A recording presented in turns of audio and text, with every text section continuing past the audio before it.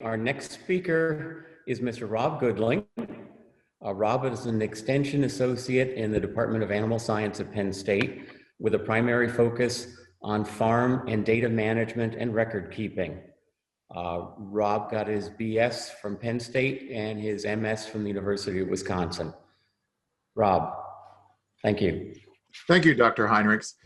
Today, we're going to talk a little bit about how we can help producers improve their corn silage investments.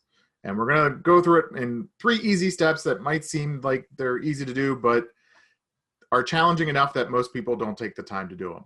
So hopefully you've spent a lot of time learning about silage quality and different factors we can do on the quality side and quantity side. Now we're going to talk about some of those dollar values.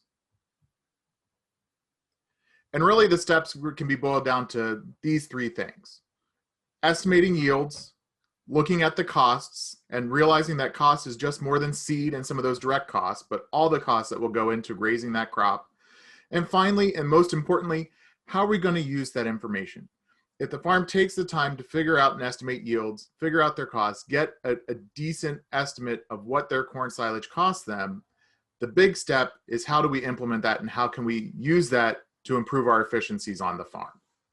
But before we get into those 3 steps, I want to take a little bit of time to talk about why this is so important.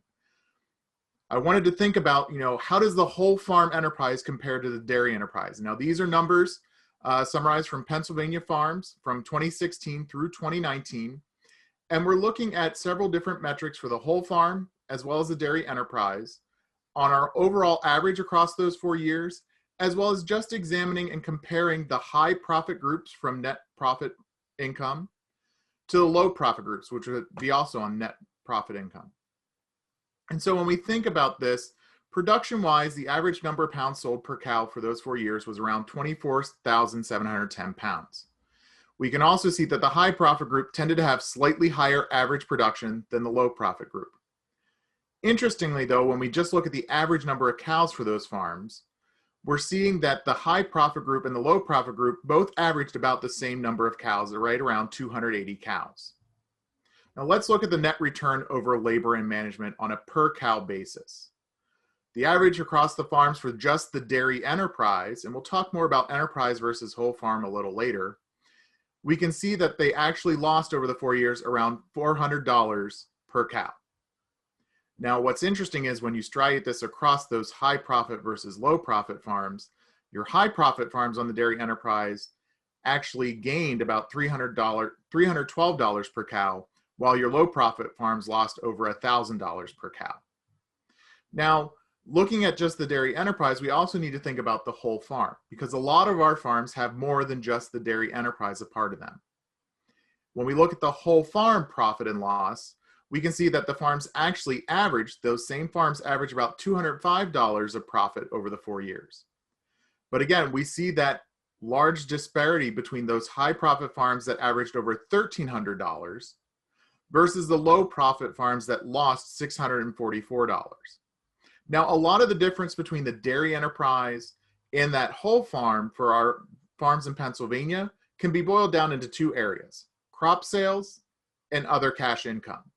And you can see those numbers down below, that the low profit farms tended to have less crop sales and also had significant less other cash income compared to the high profit farms. And overall, our average farms had some level of crop sales as well as other cash income that went to support the operation, which thus supports the dairy enterprise. But going beyond just that, let's look at our total feed costs. So we're looking at the same Pennsylvania data set from 2016 to 2019, and we've broken out our total feed cost into 3 areas. What was the purchase feed cost, so all the feed they had to purchase that was not home raised, which are the gray bars. We can also see in the light blue, we're examining now just what it cost them to raise the corn silage they fed to the dairy enterprise. And then the final medium blue bar represents the additional cost they had for other home raised feeds that were not part of corn silage. And what's interesting in this across the 4 years is that our purchase feed costs really don't change that much when we look at the overall average of the group compared to the farms that were in the high profit versus the low profit. They all had right around that $1,500 per cow feed cost of purchase feed. Where we see a lot of change and a lot of benefit is in that home raised feed, both in the home raised corn silage as well as those other home raised feeds. And we can see that the high profit farm was just below average in their total feed cost, but the benefit they found was in being able to control their costs on their home raised feeds. The low profit farms tended to have a significantly higher overall total cost, primarily due to their home raised feed costs, not necessarily their purchase feeds. Now there's a dynamic here that we have to be careful of, because obviously the quality and quantity of our home raised feeds can dictate what's going to happen in our purchase feeds. So we have to be aware that what we're doing on our farm is going to drive what we're able to do or what we're doing in our feed costs. And if we actually got into the nitty gritty, the high profit farms actually had some of the higher total purchase feed costs compared to the average or the low profit farms. The challenge there is they were able to control their home raised feed costs. So even though they had a higher total purchase feed costs, their overall costs still remained below average. So a key with this, especially since home raised feed seems to be a big opportunity area for our farms, we need to think about how can we estimate the costs of our home raised feeds. And the first step is figuring out what our yields are. Now this may seem like an easy step to do, but I'm going to show you why we need to do it and then talk about some of the methods we can use to get there. So the first thing in a crop cost analysis is we need to think about the acres and yields. And more importantly, we're just going to focus on zooming in on the corn silage that we're talking about. So to get to this first part, we need to figure out how much was harvested, how many acres were owned and rented, because we're going to have a different cost structure depending on if we're owning that acreage and we have a mortgage on it or we own it outright versus if we're renting the ground. Those can also be dictated by the structure of the business. Remember, some businesses may pay rent to the landowners, such as an LLC. So even though the LLC partners own the land, they're paying themselves rent from the LLC for the use of that land. So between the owned and rented, we want to get to that total acres. And given the estimated amount harvested, that gives us our yield per acre, okay? So not too complicated, but the key here is to know what that total harvest was, not necessarily an inventory at a certain time frame, okay? Well, we deal with that a little bit later. But also being able to break out how many acres were owned and rented. Now this could be a plan as to what they're planning to do, but we also then need to come back and verify that at the end of the year, say, well, how many acres of corn were actually harvested for corn silage? Because as you all know, Mother Nature kind of dictates all of this. So we may have a certain number of acreage planned, but depending on the yields and the growing season, we may choose to take more or less of that for the amount of corn silage you need for a given year. So there's really 4 methods we can use to estimate the yields on our acreage. The first one, we can ask the producer. This seems very straightforward. However, sometimes accuracy can be an issue. A lot of producers and a lot of people like to remember those best yields or the lowest yields they've seen across their fields. They may not necessarily know what was the average and the total amounts. So we can use it with the, well, I got 28 tons to the acre, but realistically, they may have only gotten 23 once you average it out across all the fields they harvested. Another option that's becoming more available and more popular is using our forest harvesters that have yield monitoring systems. These can be great, but some of the challenges with these are how well is that monitoring system been calibrated, and how readily available is the data going to be back to the producer that's using it, or if they're using a custom hire that has it available. So these, I think, have some potential in the long run, but given that this technology is relatively new and not readily adopted across farms, it's still hit or miss as to whether or not you'll have this type of data available. So the 2 we're going to focus on today are estimating based off storage capacity, and then what I like to do is verify that with ration estimations. So we can use these 2 approaches to kind of get a sense of what has been used or being planned to used on the farm, as well as what is our storage capacity. And between those two numbers, we get a pretty good estimate of what our harvest actually was. So when we think about storage estimates, there's a lot of different storage structures out there to hold corn silage. And so each structure is going to have their own style of how we can calculate or calibrate how much feed is in that storage structure. Some of the tools are going to be related to our silos, be upright silos, be it small diameter or large diameter. There are bunker calculations or pile calculations. We can also use ag bag calculations. If we're going beyond corn silage and thinking about a hay or small grain product that's in a bale, we can calculate it based off the bale size and weight. All of this is to get how much total crop was harvested.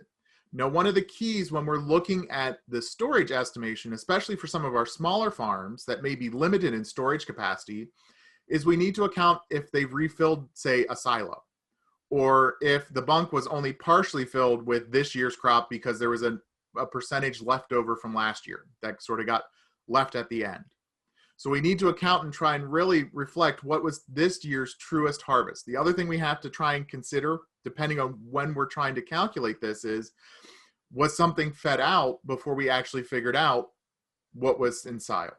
So if somebody's feeding a green chop and hasn't had the time to ensile it, we need to account for if we need to add any back in to represent that small quantity that's been fed. So a good way to use these storage estimations is to kind of verify it with an estimate from the ration. And so you can see here a pretty complex spreadsheet that looks at how we can use the rations to estimate how much is being fed in a given year or at a given time frame. And I'm just going to zoom in on part of it to talk about the milk cows. So what we can do here, depending on the number of groups, is we can look at how many pounds are fed per animal per day for corn silage and the other ingredients, and then we can do that multiplication across to say this is how much daily corn silage is needed based on these rations, and then using it on a yearly basis, do that additional multiplication, say these are how many pounds or tons of corn silage are going to be needed to feed the cows that we're representing. Now, I just zoomed in on the milk cows, but we need to remember most farms, the milk cows aren't the only ones that may be receiving this corn silage. So we need to account for all the animal units that might be receiving a given commodity. The heifers, the dry cows.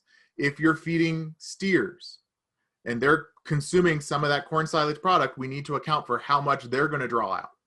And the reason we want to use this is once we have sort of that yield estimate from the crop start where we started, and we have some estimates from the rations, we can then compare how much we are planning or have grown versus how much we're estimating will be fed out. And are those two numbers in balance, and do they make reasonable sense to what the farm expects to see? It's with these numbers where we can see, and again, we'll just focus on corn silage here, the daily amount fed, annual tons. So in this example farm, their annual tons fed was around 4,797 tons, and they were producing 4,725. So in this scenario, with all their rations, if their rations would essentially stay constant, and yes, I realize rations never stay constant, but as an estimate, it looks like they're going to be short on corn silage at their current feeding rates if they maintain those rates across all animal groups. And this is good from a planning strategy because we can use this information to then say, all right, do we need to adjust how much we're feeding now so we're sure we can stretch this out through the summer and through into next year's harvest? Do we need to purchase any additional feed now that it's in the field, or we have the storage capacity to do that? That's another option. So having these numbers, even though we haven't gotten to the cost yet, we can evaluate what we need or an estimate of what we need to make sure that we have enough balance and enough inventory to cover our needs going forward. So once we have those yields and we've kind of verified them with the rations, we get into my favorite step, looking at the costs. All right. Now, the cost analysis is probably the trickiest part from a lot of people's perspectives.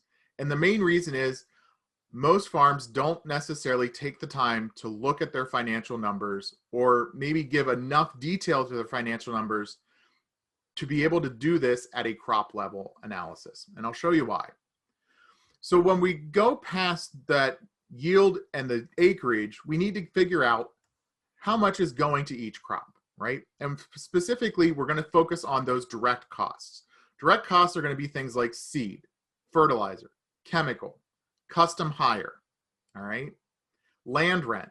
And that's where it's important to know whether the acreage being used on crop was all owned, all rented, or split in between.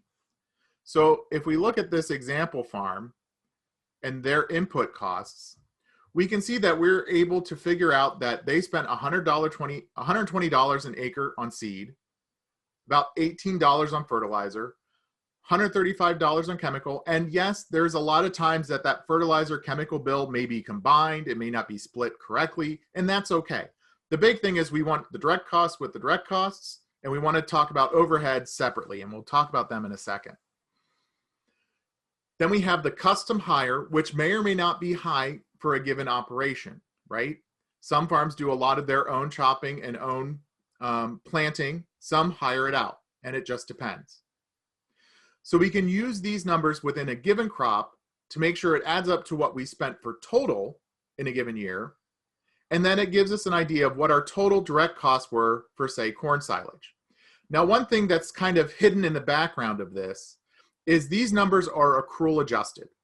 And for those that haven't had finance, just a basic number, there's two methodologies to accounting. There's the cash-based approach, which is just as it sounds. You basically account for transactions as the cash comes in or leaves the operation, all right? In accrual accounting, what we're looking at doing is accounting for when the transactions happen, even if the cash hasn't changed hands. So if a farm prepays for seed in 2020 for next year, 2021's corn silage, we would want to subtract that cost out of the 2020 analysis because it's not being used for the 2020 corn silage crop.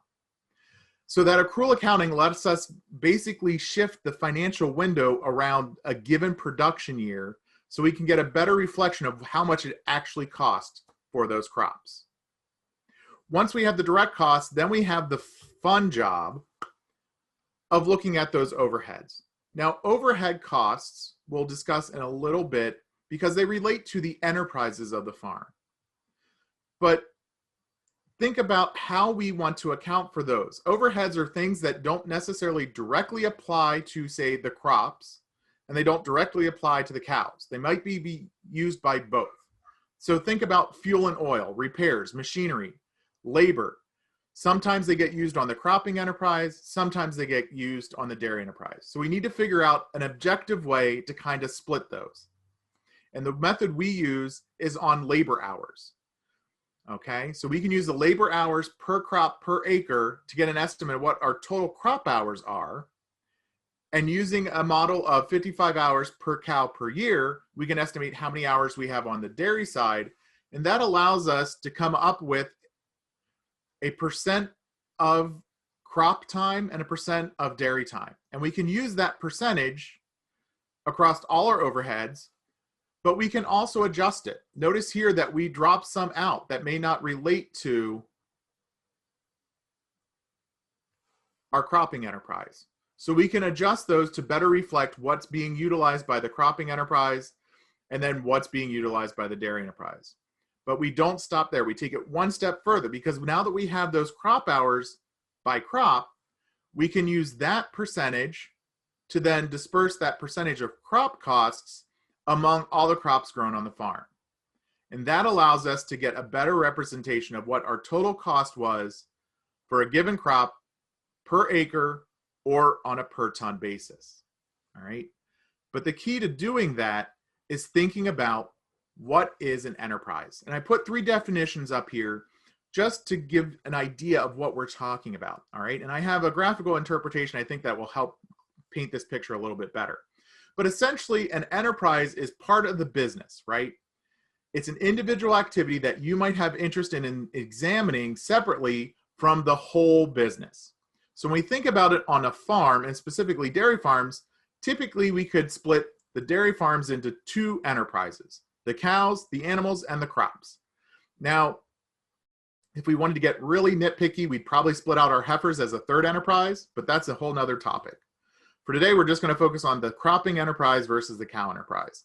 And when thinking about the whole farm, essentially, if we didn't have any overlap between those two enterprises, we would have all the numbers, income and expense related to the cows, and it would be completely separate from that related to the crops.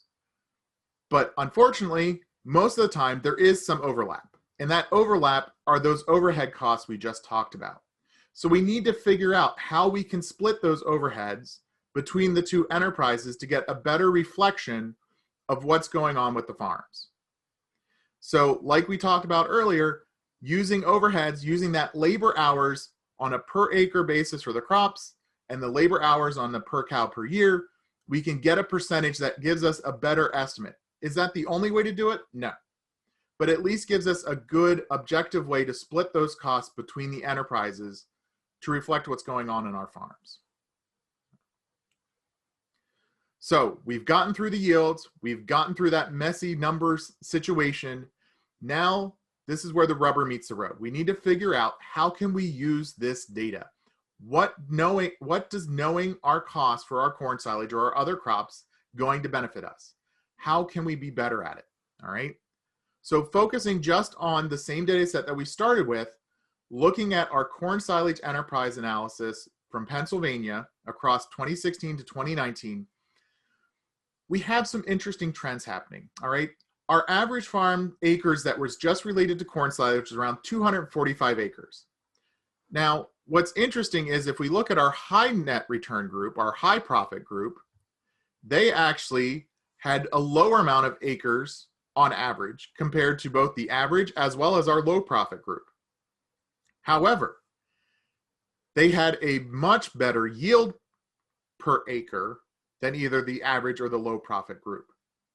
And so when we look at their cost per ton, they by far had a better advantage on their cost per ton for corn silage than either the low profit group or even the average across all the farms. And more importantly, what I think is important is they also had a lower cost per acre. So if we take a step back and say, okay, regardless of how well our acreage performs, how much did we spend per acre? They were able to control those costs as well better than what the average farm did and much better than what the low profit group did. All right. And when we relate that back to that dairy enterprise we talked about initially, this value of this corn silage gets fed back into that dairy enterprise as a home raised feed cost. So across those three things, better yields, lower cost per acre, and lower cost per ton gives that high profit group, those high profit farms year over year have a slight advantage compared to the average and a better advantage compared to the low profit group. All right. The next thing I want to look at, well, we've talked about Pennsylvania a lot, but how does Pennsylvania compare to some other states? So using that same FinBin data set from 2016 to 2019, I compared 4 states that have a pretty good representation in dairy: Minnesota, Ohio, Pennsylvania, and then Wisconsin. And so here we're looking at the average across 4 years in relation to their direct costs as well as their overhead costs. And these are just $1 per acre value. And as you can see, Pennsylvania is kind of unique. For most states, it's about an even split. About half their costs are related to direct costs: seed, fertilizer, chemical, custom hire, land rent. And about the other half are covering all those additional costs related to corn silage production. In Pennsylvania, we have almost a 2/3, 1/3 split, where 2/3 of our cost is related to those direct expenses and 1/3 can be related to the overhead. Now, again, these are averages. Each farm is going to be unique and slightly different. Part of that difference is how we handle our land base. Are we paying land rent or are we not? The other thing we have to consider is custom hire. How popular is custom hire in Pennsylvania versus other states? So there's some nuances in the data that might explain what's going on. But if we add these together, we could see that Pennsylvania on a per acre basis can be pretty competitive for our cost of our corn silage. But just looking at things on a per acre basis can be deceiving. Let's look at what those average yields were across those states for the same time frame. And this can be very telling. Pennsylvania had the lowest average yields across those 4 years compared to any of the other 3 states I looked at. Ohio was next with just over 20. Minnesota was around 22, and Wisconsin had almost 25 tons to the acre on average for their corn silage yields. Now, let's add that yield factor into our cost analysis by looking at the cost per ton. Now, the ratios shift slightly, but what you can see is that our costs are somewhat competitive when we look on a per ton basis, but we're not at as great an advantage in Pennsylvania as we were on a per acre basis. All right. Wisconsin, Pennsylvania, Minnesota, we're all in that $30 to $32 range per ton on corn silage averages for the past 4 years. Okay. The challenge is Ohio actually had a little bit higher. They were the highest one at about $37, almost $38 a ton. So we're on average, in comparison to some of these other states, reasonable from our cost value of corn silage. However, because of our yields, even though we have an advantage on a per acre cost, we lose some of that advantage because we don't have the yields that are comparable to other states. Now, again, this is one data set. There could be other data sets out there that represent it slightly differently, but to do a fair comparison, by using the same financial system to evaluate farms across different states, we're making sure that the direct costs are categorized the same. We understand that the overheads are categorized the same, and we're using the same methodology to split those overheads on a labor hour basis. All right. So some of the takeaways for corn silage to think about is, on the farms in Pennsylvania, about 1/3 to 1/2 of the crop acres were related to corn silage. 2/3 of our costs are typically related to those direct costs. And by looking at rations as part of a sub-project we did, about 39% of the TMR based on dry matter pounds on average was coming from corn silage. But that range is pretty variable across farms. We saw a low of 20% of the dry matter to TMR pounds coming from corn silage to a high of 58%. So it depends on what the farm's doing and the time of sampling. That may vary depending on what time of year you're looking at a given farm. So as we sort of wrap this up, I want to end up with how a farm can actually use this data. So I have 2 example farms here. The blue lines represent the high net or a high profit farm, and the gray lines represent a medium profit farm. So one of the groups we didn't talk about. And what's interesting here is if we look at the cost on both the high net farm, the solid line, blue, and the medium profit farm cost, which is the solid gray line, we can see that from 2016 through 2019, they've been progressively decreasing their cost per ton. Now, what's interesting about this is the dashed line represents the farm's average yield for a given year. And the yields haven't necessarily been increasing. In fact, if we look at that medium profit farm, their yields have been on a downward trend since 2017. So even though they've not necessarily seen an increase in yields, they're still able to control their costs to get a lower cost per ton. All right. And so by knowing these numbers, these farms have had these numbers for multiple years now, they're able to make a little bit better decision as to how much they want to spend, how much investment they want to put into their soil and into their acreage to get the crops and the crop yields that they want and are needing for their farms. So as we leave this idea of looking at, the actual dollar values to corn silage, it's important to remember every farm's unique. That's the beauty of this system. So you as a consultant or you as a producer, you can do your best service by just helping yourself or helping your producers understand, how can we estimate our yields? Does this estimated yield actually seem feasible? Let's talk about our cost analysis. Let's move away from just looking at our tax returns and actually starting to split out, well, how much did the seed go to corn? And of that corn, how much was going to corn silage versus corn grain? Thinking about, can we itemize out our fertilizer and our chemicals? Do we know what our custom hire was for just corn silage? But the biggest thing we can do is, once we get those numbers, is to encourage to use that data, implement it in our decision strategies. How is knowing how much you spend on seed going to impact what you want to spend next year? Do you think your costs per ton are reasonable? Is your yields on your soil never going to get to that optimum amount that maybe a high investment in costs isn't justified? And the key here is it's not just a once and done. This is an annual process. We have a new crop every year. So every year we need to think about, what are those costs? How can I improve on myself from last year? Can I have a better yield? And unfortunately, we can't control some things, but at least looking at the numbers, looking at the finances, looking at the yields, those are things we can control. So with that, I thank you for your time. I hope that encourage you to and challenge you to look at those costs. If you need help, please reach out to myself or someone else within the Penn State Extension team, or your consultants and financial advisors that you or your producers work with. With that, I'd like to open it up for some questions. Okay, thank you very much, Rob. You can see why he's our go-to person in the department for data and numbers and information on things. So are there any questions? Rob, I'd like to ask, on those high profit farms, how did they control their cost besides just getting a higher yield, which would then relate into a lower cost per ton? But did they have any techniques or practices that they implemented versus the low profit farms that may have given them that edge? That's a great question. And as we saw, they had lower cost per acre, not just the lower cost per ton. So we can account that it wasn't all just their benefit of having a higher yield. Right. Some of the key things we saw over the years in those farms, they're able to prepay for a lot of their things in a given across years.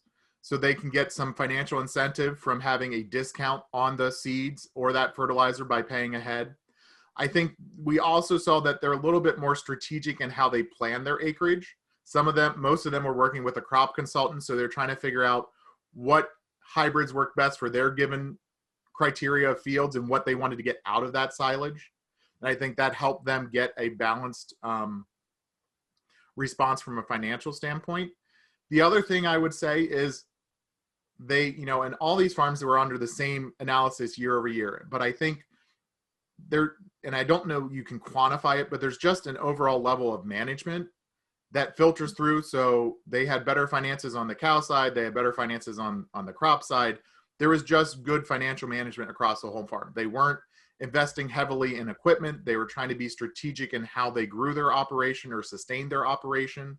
And that trickles through because we're carrying those overheads across to the corn silage. I think that trickled through in some of that savings they saw in their lower cost per acre and cost per ton.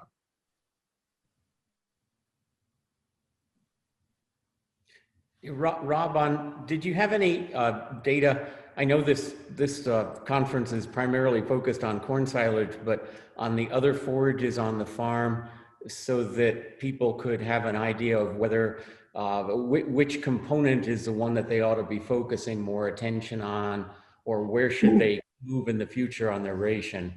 Right. So for this particular system, we used the FinPack is what did the analysis, and thus the FinBin is where the data is stored. And the reason I like the FinPack is they do just that, Judd. You're enterprising out all the crops grown on the farm, whether they're fed or sold, and then you're feeding. So basically you're doing a crop enterprise, and then you're feeding them back to the cows. And that cost is coming back in on a per commodity basis. So you can look at it and say, well, we spent $400 on corn silage per cow this year versus maybe we spent $300 on alfalfa hay for the year per cow, but we're feeding much less of that alfalfa hay.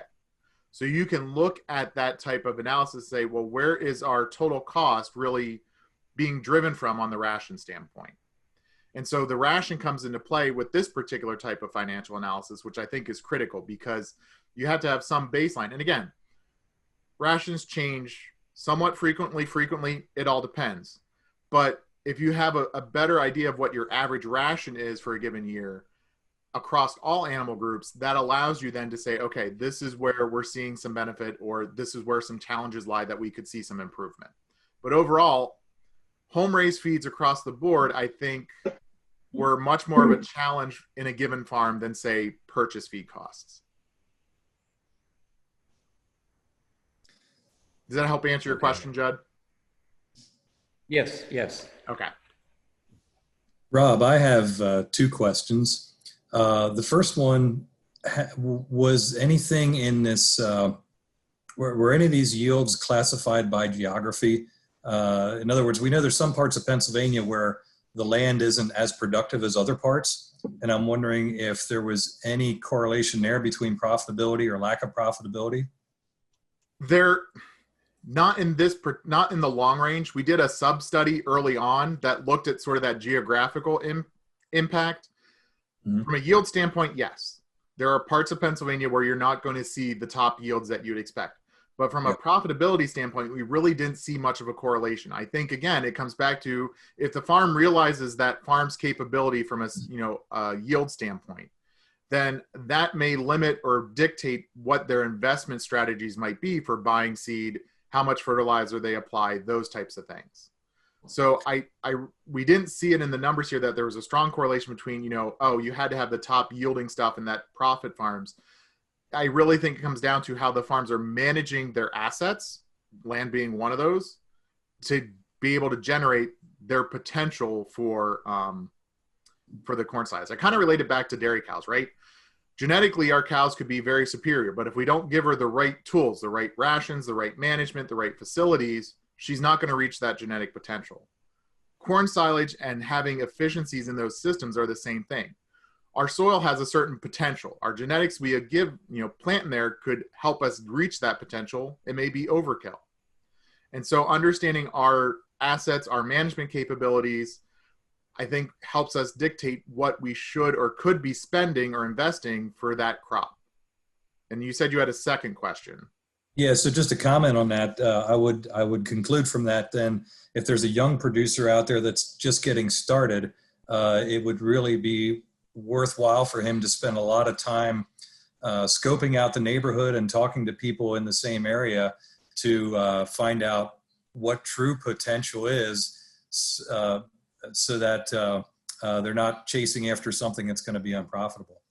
Absolutely. And not just that. If a seasoned producer is looking to rent additional acres that they haven't rented before, knowing what that farm has been able to do or what neighboring farms are able to do, especially if it's not really close to what they've done historically, it can really bring a challenge. Now, we wanted to look at sort of what you're explaining, looking at the geography, even bringing it down to the field level and the soil type, but we just didn't have enough data to do that type of analysis right now. So my other question relates back to some of the bookkeeping that you're talking about. How would you account for manure? Would that be accounted for under fertilizer, or would that be an overhead cost? Or that is an excellent question. And the way this system, FinPac, advises us to handle it, and the way we look at it is we actually charge the manure to the dairy enterprise. It's part of the dairy direct costs. Okay. And the reason for that is if we think about a farm that's just all purchase feed, they're growing no crops, they're still going to have manure to deal with. They're still going to have to get rid of that somehow. That's a cost to the dairy. Mm-hmm. So in this analysis, you actually have a benefit to the crops from that manure use because we're not charging the crops for that manure. Okay. Thank you. And there are some analyses that handle that differently, but for our methodology, that's the way it's applied. And that's why when we compared across states, I wanted to use the state data from the same financial system so that we were sure that things like manure were being charged the same across all the states. Yeah, and I think that's good for people to know, because as farmers talk to each other, if they happen to be comparing notes on something like this, that can be a cost that may not be accounted for in the same way, and they may not be comparing apples to apples. So thank you for that. No problem. Great questions. Rob, did you do any breakdown as far as when is the tipping point of custom hire, different events versus owning?